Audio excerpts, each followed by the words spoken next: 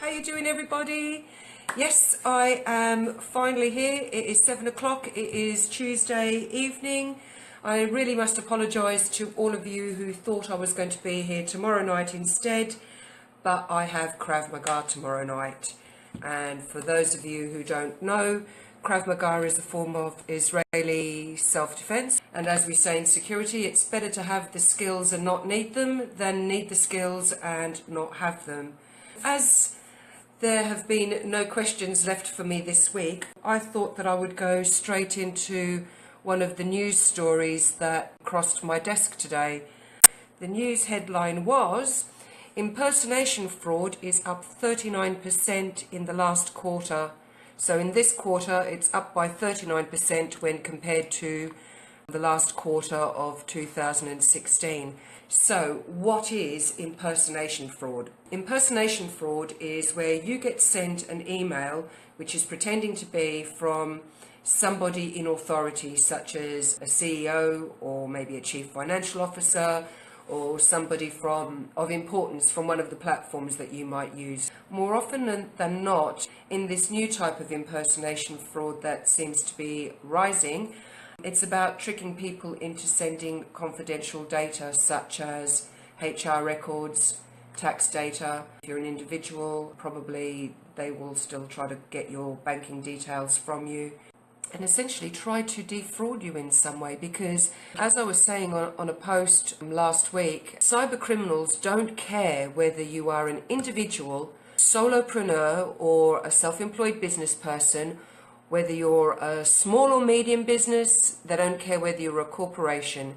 They want your money and they want data from you so that they can go and play con jobs or con tricks on your friends, on your family, on your clients, on your suppliers, and try to get their financial details from them so they can propagate this fraud. Now, in this survey that I was reading about today, it suggested that of all of the companies, large and small, that were surveyed, 19% of UK respondents to this survey had admitted that sensitive data from their organisations had been sent via email by an employee in response to one of these phishing emails.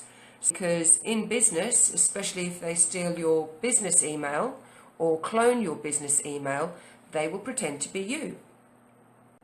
And they will send out their email pretending to be you, as I say, to your friends, to your family, to your suppliers, to your business contacts, whoever's in your address book.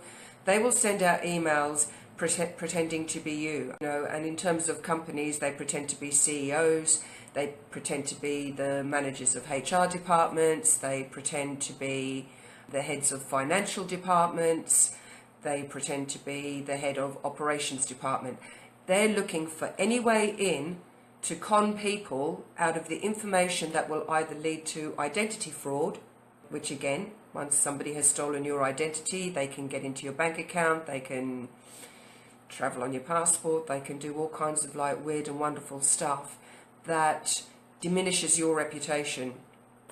Now, this kind of fraud where they pretend to be the CEO is actually commonly called whaling. So if in the great scheme of things you're keeping yourself up to date with different bits of terminology from the cybersecurity world, whaling is when a CEO's email address has been either hacked and compromised or cloned, and the criminals are pretending to be the CEO of a company.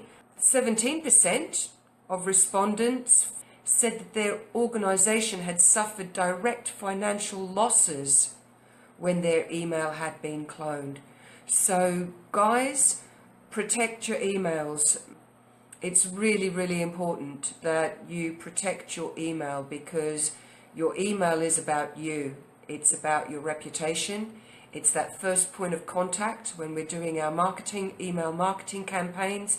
It's the way that we respond electronically, one of the key ways that we respond electronically with those we want to do business with, those we want to stay in touch with, and those that we really, really care about. So as a digital asset, email is really, really important. Protect your email as best you can. If you're looking for other ways to protect your email, by all means, drop me a note. You can ask me questions. I can look into your email situation for you. More than happy to take a look, making sure that you have done absolutely everything that you possibly can to protect your email. And as I say, be aware, these cyber criminals are extremely sophisticated. They're very, very clever. They use a lot of psychological practices. They all have access to Grammarly. So, you know, they can make sure these days, even if they're speaking a foreign language and they're then converting their email to English, they will put it through things like Grammarly to make sure that it's looking like a bona fide message from somebody that you know, to try and get you to click on a link or to hand over information to somebody that you think is legitimate. I've been here talking to you about phishing and this latest survey. Thank you for joining me here for my Tuesday night Aries Cyber Essentials Live with me. I hope you've enjoyed tonight's broadcast, and I look forward to seeing you next week for Aries Cyber Essentials Live. Till the next time, good night, enjoy yourselves.